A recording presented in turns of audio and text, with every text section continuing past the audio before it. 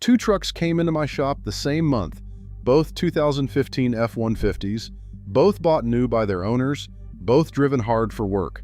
One had the 3.5 EcoBoost V6 under the hood, the other had the 5.0 Coyote V8. I've been a Ford technician for over 15 years, and when two nearly identical trucks with different engines show up around the same time, I start paying attention. So I did. I followed both of these trucks, plus a handful of other EcoBoost and Coyote F-150s that came through my bays over the years, all the way out past 250,000 miles. What I found wasn't what most people online argue about. It wasn't close in some ways, and it was closer than expected in others. By the end of this video, you'll know exactly which engine holds up better, where each one bites you financially, and which one I'd actually put my own money on if I were buying a high-mileage F-150 today. Let's get into it. Before I get into the mileage breakdown, let me tell you why I even bothered tracking this so carefully. Every week in my shop, I get some version of the same argument. One customer swears the EcoBoost is a ticking time bomb waiting to blow a turbo. Another swears the Coyote is an outdated dinosaur that can't touch the V6 torque numbers. Neither one of them has actually run the numbers on real trucks over real miles. They're just repeating whatever they read in a forum thread or heard from a buddy at the parts counter. I have the advantage of seeing these engines come through my bays at every stage of their life, from brand new to completely worn out, and that gives me a different perspective than anyone arguing about it online. So instead of guessing, I started keeping notes. At 50,000 miles, both trucks were still basically new. The EcoBoost owner, a landscaper named Danny, was already telling me how much he loved the torque. That twin-turbo V6 pulls like nothing else off the line, and hauling a trailer full of mowers and mulch, he noticed the difference immediately compared to his old, naturally aspirated truck. The Coyote owner, a guy named Frank who ran a small electrical contracting business, didn't have much to say at 50,000 miles because nothing had gone wrong. That's actually the first real data point. At this mileage range, the EcoBoost trucks I service tend to need more attention even when nothing is technically broken. Danny's truck needed an intercooler inspection because on cold, humid mornings, it would idle rough and throw a check engine light. This is condensation pooling in the intercooler piping and getting ingested into the cylinders. And it's a known characteristic of these first-generation 3.5 EcoBoost engines built before 2017. It's not a catastrophic problem, but it's the kind of thing that sends an EcoBoost owner into the shop with a check engine light while the Coyote owner is out enjoying his weekend. Around this same window, I also had a third truck come in that's worth mentioning, a 2016 EcoBoost owned by a guy named Marcus who drove for a delivery contractor and racked up highway miles fast. His truck hit 50,000 miles in under a year, and outside of a battery that struggled in cold weather, it had nothing wrong with it. That tells you something important right out of the gate. The EcoBoost's early issues aren't really about mileage on their own. They're about a combination of mileage, climate, and duty cycle. Marcus drove mostly highway in a milder climate, and his truck sailed through this stage without the intercooler condensation problem Danny dealt with. Fuel economy at this stage was also worth logging. Danny's EcoBoost averaged around 18 miles per gallon in mixed use with occasional towing, while Frank's Coyote sat closer to 16 in the same kind of driving. That's a real advantage for the V6, and it's one of the reasons Ford leaned so hard into marketing the EcoBoost as the smarter choice for guys who tow occasionally but don't want to pay a fuel bill like a Super Duty owner. By 100,000 miles, the story started to separate a bit more. Frank's Coyote had a light tick at cold start that worried him enough to bring it in. This is the infamous Coyote tick, and I want to be straight with you about it. In most cases, it's valvetrain noise from the roller finger followers or a slightly loose timing chain, and it doesn't progress into a major failure for the vast majority of these engines. I checked his timing chain tensioner, verified oil pressure was normal, and sent him on his way with peace of mind. Some early Coyotes, particularly 2011 through 2014 model years, do have documented timing chain tensioner wear that can get expensive if ignored, so this is worth checking on any high-mileage Coyote you're considering buying. Danny's EcoBoost, meanwhile, was starting to show carbon buildup symptoms. Because these first-generation 3.5 EcoBoost engines use direct injection only, gasoline never washes over the back of the intake valves the way it does in a port-injected engine. Carbon builds up there over time and eventually restricts airflow enough to cause a rough idle and a slight loss of power. Danny opted for a walnut blasting service around 95,000 miles to clean the intake valves, and it made a noticeable difference. This is a real cost that Coyote owners simply don't deal with because the 5.0 uses a naturally aspirated setup that doesn't suffer from the same intake valve fouling in nearly the same way. It's worth noting that Ford did address part of this on the second generation 3.5 EcoBoost introduced for the 2018 model year by adding port injection alongside the direct injection system. That combination sprays a small amount of fuel onto the back of the intake valves, which helps wash away carbon deposits the way older port-injected engines always did. If you're shopping for an EcoBoost F-150 specifically to avoid this issue, a 2018 or newer truck is a meaningfully better bet than the first-generation engines Danny and Marcus were running.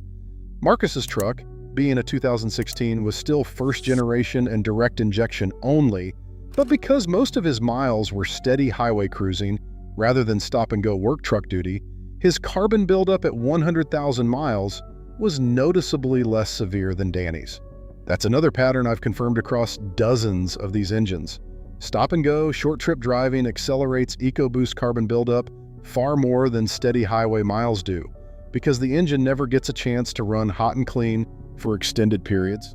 Somewhere between 100,000 and 150,000 miles is where I started tracking a broader pattern across every EcoBoost and Coyote F-150 that came through my shop, not just Danny's and Frank's trucks. The EcoBoost's turbo system introduces failure points the Coyote simply doesn't have. Boost hoses, wastegate actuators, intercooler seals, and the turbochargers themselves are all wear items that accumulate cost as the miles climb. I've replaced turbos on 3.5 EcoBoost trucks in this mileage range more than once, and depending on the generation and whether you're doing one turbo or both, that repair runs anywhere from $1,500 to $2,500. The Coyote's problems in this range are different in character. Some 2018 through 2020 model year Coyotes developed excessive oil consumption, which several technicians, myself included, have traced back to the plasma wire arc thermal spray cylinder liner coating and how the PCV system was calibrated on those years. It's not universal, but if you're buying a Coyote from that specific window, checking oil consumption over a few thousand miles before you commit is smart. Frank's truck was a 2015 outside that window and never showed the issue. I also want to talk about towing during this stretch because it's where these two engines feel most different behind the wheel, even if the shop numbers don't show it yet. Frank occasionally towed a small equipment trailer for his electrical work, maybe 4,000 pounds, and his Coyote handled it fine, but you could feel the naturally aspirated V8 working for it, especially on grades. Danny's EcoBoost pulling a similar load just didn't feel like it was working at all. That's the twin-turbo torque advantage showing up exactly where Ford designed it to. Properly equipped, the 3.5 EcoBoost can tow up to around 14,000 pounds, depending on configuration, while the 5.0 Coyote tops out closer to 13,000 pounds. On paper, that gap looks small, but in the seat of your pants, especially under 8,000 pounds, the EcoBoost pulls with noticeably less strain. At 150,000 miles, Danny's EcoBoost needed its first cam phaser-related noise investigated. The 3.5 EcoBoost has a long documented history of cam phaser wear that Ford has never fully engineered out, even on later trucks and the Raptor variants that share this engine family. Cam phasers control variable valve timing, and when they wear, you get a rattle on cold start along with a check engine light for cam timing correlation. Cam phaser replacement on these engines is not cheap, depending on whether you also need timing chains, guides, and tensioners done at the same time, which is smart to do. While you're in there, you're looking at $2,000 to $5,500. Danny's truck needed the full job at 158,000 miles.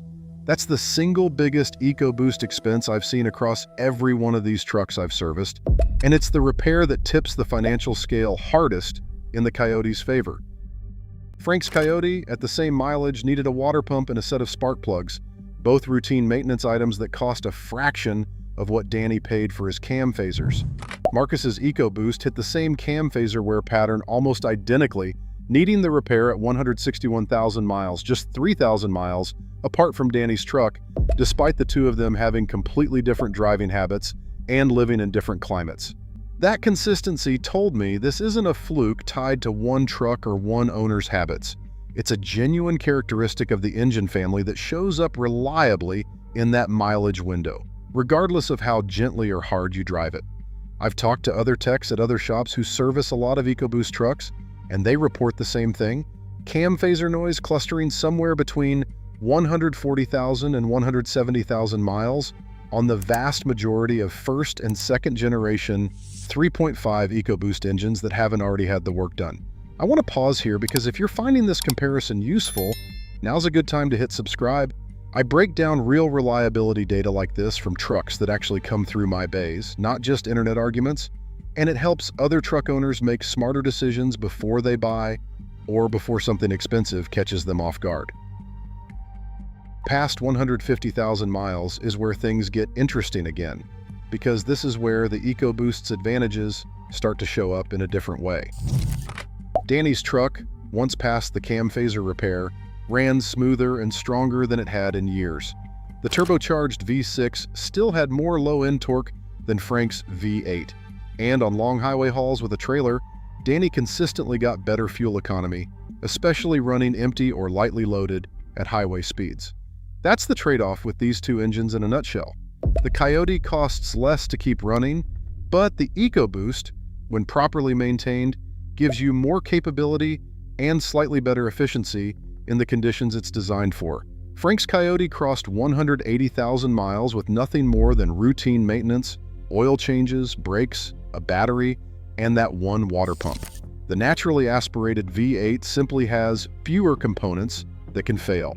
No turbos, no intercooler, no boost plumbing, no wastegates. Every one of those is a part that exists on the EcoBoost and doesn't exist on the Coyote, and every part that exists is a part that can eventually wear out or fail. By 200,000 miles, both trucks were still daily drivers doing real work, which honestly says a lot about Ford's engineering on both platforms.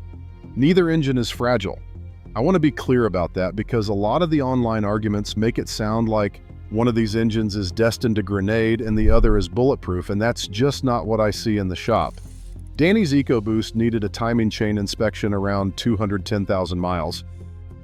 These engines run a notably long timing chain, and if oil change intervals slip, the soot that accumulates in cheap or old oil accelerates wear on the chain guides and tensioner. Danny had been diligent with 5,000-mile oil changes using quality synthetic oil, so his chain checked out fine with normal wear for the mileage. This is worth repeating clearly. 3.5 EcoBoost longevity is far more dependent on oil change discipline than the Coyote's is. If you're buying a high-mileage EcoBoost F-150, ask for service records, because an EcoBoost that got 5,000-mile oil changes its whole life and one that got stretched to 10,000-mile intervals are two very different trucks mechanically, even at the same odometer reading. Frank's Coyote at 210,000 miles needed valve cover gaskets and a set of coil packs. Both wear items, neither expensive, both par for the course on any V8 with this kind of mileage. Resale value is another piece of this puzzle that most comparisons ignore completely. When Frank mentioned he was thinking about trading his Coyote around 220,000 miles, I looked up what similar trucks were fetching, and Coyote-powered F-150s in good mechanical condition were consistently pulling a few $1,000s more than comparable EcoBoost trucks at the same mileage. Buyers in the used truck market have caught on to the cam phaser and turbo repair costs, and it shows up directly in what they're willing to pay. That's an underrated part of the total cost of ownership conversation. It's not just what you spend keeping the truck running, it's what you get back when you're done with it. Between 200,000 and 250,000 miles, I brought in data from other EcoBoost and Coyote trucks I service, not just Danny's and Frank's, to round out the picture. Because two trucks alone don't tell the whole story. Across the EcoBoost trucks in my shop that crossed 250,000 miles, the pattern held. Turbo systems, cam phasers, and carbon buildup are the recurring expensive items, and they show up somewhere in the 100,000 to 180,000 mile window on most of these engines if they haven't already been addressed. Once past that window, EcoBoost trucks that received proper care tend to run reliably out to 250,000 miles and beyond. Marcus's truck ended up being the cleanest example of that. Once his cam phasers were replaced at 161,000 miles, that engine ran without a single unscheduled repair all the way to 253,000 miles when I last serviced it, just an oil change and a set of tires. That's proof the EcoBoost isn't fragile once you're past its known weak points. It just has more weak points to get past than the Coyote does. Across the Coyote trucks, the pattern also held. Early timing chain tensioner concerns on 1911 through 1914 models, an oil consumption quirk on some 2018 through 2020 models, and otherwise a very clean track record of wear items rather than major failures. The 5.0 simply has fewer systems that can go wrong, and that shows up directly in total cost of ownership by 250,000 miles. So here's the actual verdict, and I'm not going to dodge it just to keep both camps happy. When Danny and Frank's trucks both crossed 250,000 miles, I added up every major repair beyond routine maintenance for each one. Danny's EcoBoost total came to just over $6,800 across the intercooler work, the walnut blasting, the cam phaser job, and the timing chain inspection and minor parts. Frank's Coyote total came to just under $2,400 across the water pump, spark plugs, valve cover gaskets, and coil packs. That's a real measurable gap, and it's consistent with what I see across every EcoBoost and Coyote F-150 that comes through my shop at this kind of mileage. If total cost of ownership and mechanical simplicity are what matter most to you, the 5.0 Coyote is the clear winner. It is the more reliable, lower maintenance cost engine of the two, and that's not a close call once you look at real repair totals instead of internet opinions. But I want to be fair to the EcoBoost because it's not simply the worse engine. If you tow regularly, haul heavy loads, or drive a lot of highway miles at speed, the extra torque and slightly better fuel economy of the 3.5 EcoBoost can genuinely offset some of that higher repair cost over time, especially if you're diligent about oil changes and don't ignore the early warning signs like rough idle or a cold start rattle. Danny, even after spending more on repairs, told me he'd buy another EcoBoost F-150 because the way it tows his trailer full of equipment matters more to him than the repair bills. Frank told me he'd never buy anything but a Coyote again because he wants to spend his money on his business, not his truck. Both of them are right for their own situations. That's the honest answer, even if it's not the simple one. If you're shopping for a used F-150 right now and trying to decide between these two engines, here's my practical advice from having serviced hundreds of both. If you're looking at a Coyote V8, check for the early timing chain tensioner rattle on 1911 through 2014 trucks, and if it's a 2018 through 2020 model, watch oil consumption for a few thousand miles before you fully commit. Outside of those specific windows, the Coyote is about as close to a worry-free engine as you'll find in a half-ton truck. If you're looking at an EcoBoost, get the full service history. An EcoBoost with documented 5,000-mile oil changes and no ignored warning signs is a completely different risk profile than one with spotty maintenance. Listen for cold start rattle, which points to cam phaser wear, and ask if the intake has ever been cleaned of carbon buildup, especially on any first-generation truck built before 2018. A well-maintained EcoBoost can absolutely make it to 250,000 miles and beyond, but it asks more of its owner to get there, and it costs more when things do go wrong. That's the real shop floor answer to which engine wins over 250,000 miles, based on what I've actually seen come through my bays, rather than internet arguments that never touch a wrench. The 5.0 Coyote is the more reliable, lower-cost engine to own long-term. The 3.5 EcoBoost gives you more capability and a bit more efficiency, but it demands more discipline and a bigger repair budget along the way. Neither one is a bad choice. You just need to know what you're signing up for. If this comparison helped you, and if you want to see the same kind of real mileage breakdown for other Ford engines, make sure you're subscribed because next week I'm putting the 2.7 EcoBoost and the 5.0 Coyote through the exact same test. Drop a comment telling me which engine you're running and how many miles you've got on it. Drive safe, take care of your truck, and it'll take care of you.